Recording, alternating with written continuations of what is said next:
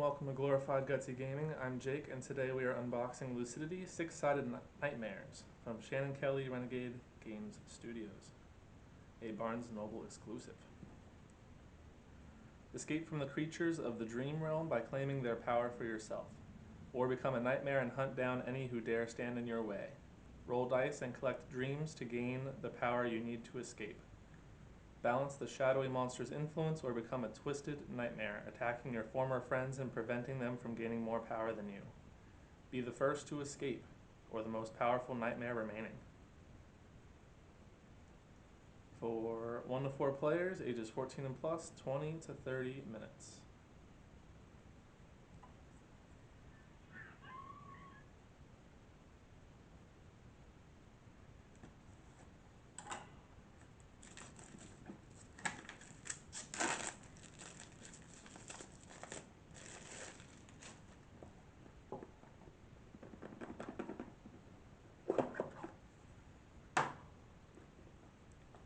We got their little ad for Clank, Terror Below, Raiders, Succulent.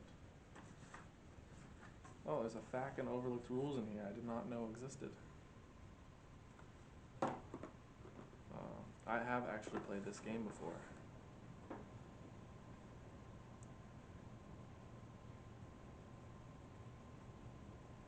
Similar stuff that's on the back. Those are the contents. So there's the setup and turn order, but I'll just describe it as I go through it. There's 4 different, I guess, player boards, you could say, with different powers and things.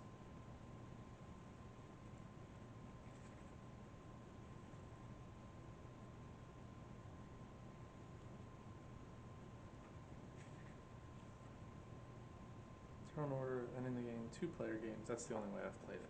So that's how I'll be describing it. Oh, there's a single player variant too.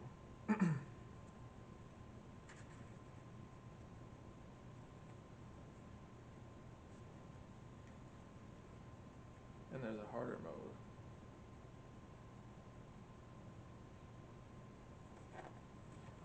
I wanted to read the how you win part, but winning the game down here.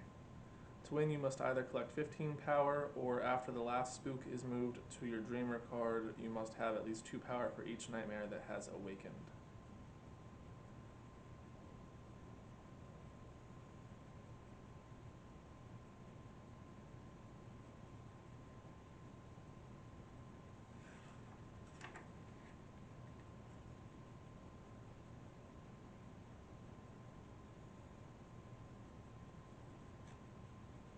There's an end of game here too I'm going to read.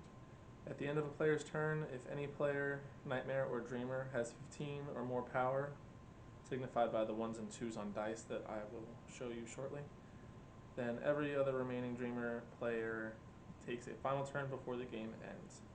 At the end of the game, the player, nightmare, or dreamer with the most power wins. 2 counts as 2 1s. Who would have guessed? Either they have escaped the dream world, or they have become the most powerful nightmare and consumed all of the others. If there are ever no dreamers remaining, the game ends immediately and the nightmare with the most power wins.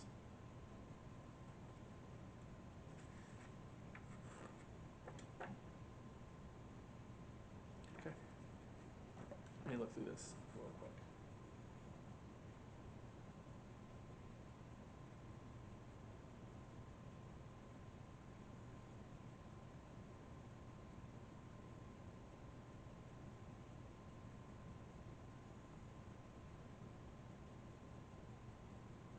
I feel like that makes sense.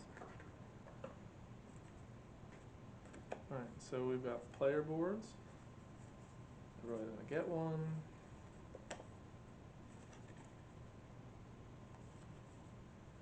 And then there's different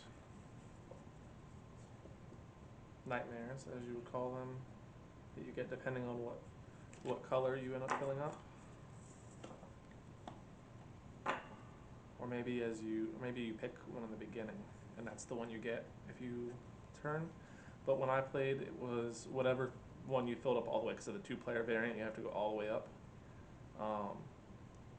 So we played it as whatever color you got all the way up is what nightmare you turned into, and the different nightmares have different powers.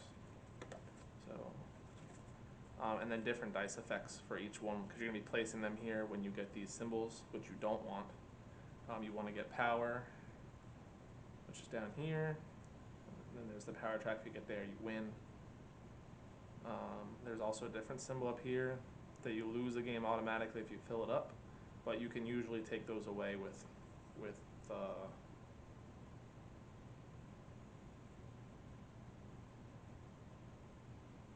I don't know, there's something that lets you move it, I think. And they're not very easy to get, they're pretty rare.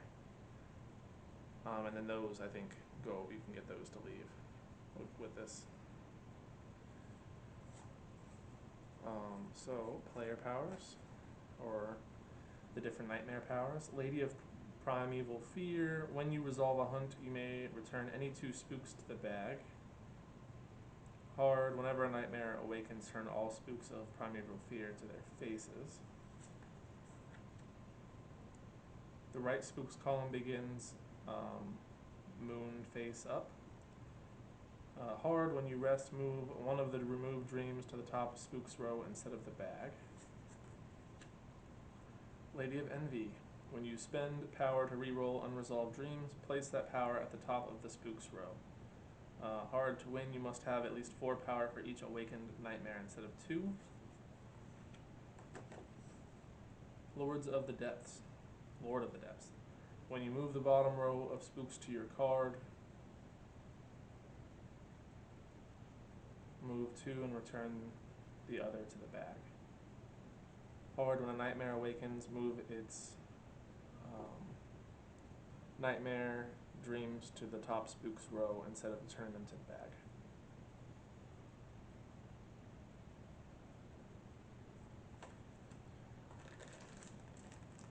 Then we've got these that I don't know what those are for, actually. You use these to keep your sleep track of how many times you're rolling and what you're rolling. Then we've got our different colored dice and the bag that they go in. It's felt. And then in here are the different cards.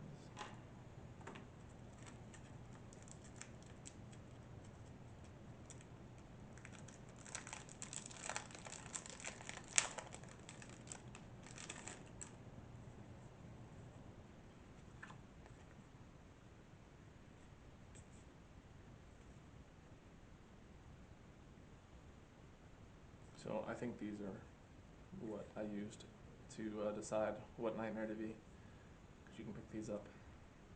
There's an alternate green one here, I think, and then an alternate red one.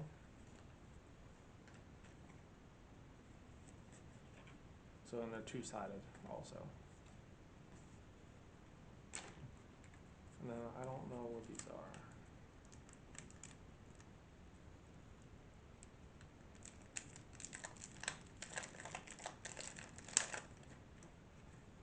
Those are reference cards.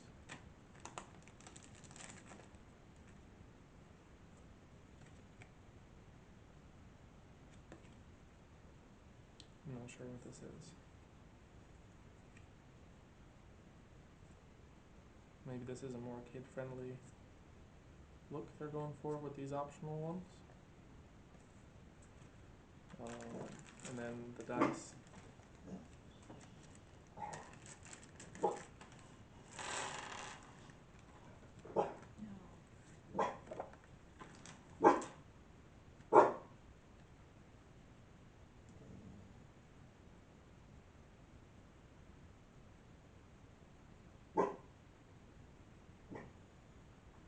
Can't have any nice things. You could just cut it out. Yeah, you're gonna have to now. Yeah. Shut up!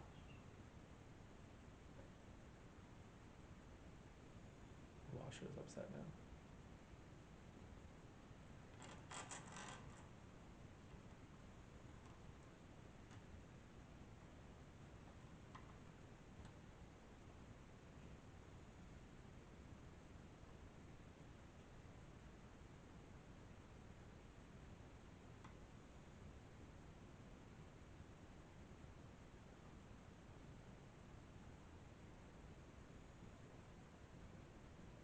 Alright, resuming in 3, 2, 1.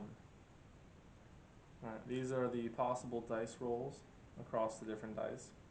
Different colors have different chances of things. And when you roll them, if you roll power, you're going to stick them here. Again, you're trying to get up to 15 to win. If you get these, they're going to go here in whatever color the dice is. So if they're blue, they're going to go here, green, here, and so on, and then you're going to go up. And when you get to the last one, you're going to change into that nightmare. Unless you use the other, I think some of them, you have to go up to 2 on all of them. There was some varying rules. And then this is a symbol here, it goes there, and if you fill that track up all the way, you lose. And then the moon, that will go here and exhaust you, and then you get less dice in your future rolls. But that is everything in and on the box. Thank you for watching. Goodbye.